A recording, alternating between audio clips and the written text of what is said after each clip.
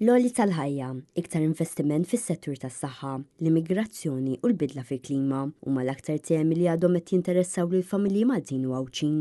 Dan ġie żvelat fl-aħħar Eurobarometer li sar bejn id-9 ta' Jannar u l-4 ta' Frar li għadda u li wera kif għal 46% tal-Maltin l-għoli tal-ħajja u l-inflazzjoni huma l-akbar tħassib, dan filwaqt li 35% tkellmu fuq il-bżonn ta' aktar investiment fis-saħħa pubblika.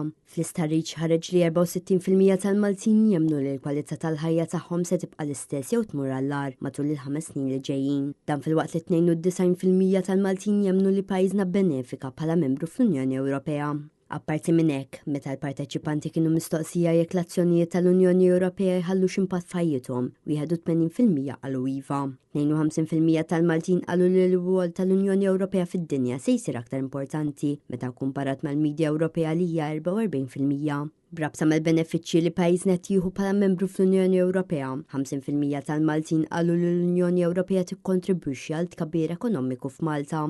32% tal-Maltin qalu li l-Unjoni Ewropea ġib l-opportunitajiet tax-xogħol u 18% jemmnu li l-Maltin għandhom influenza sinifikanti f'deċiżjonijiet li jsiru fuq livell Ewropew.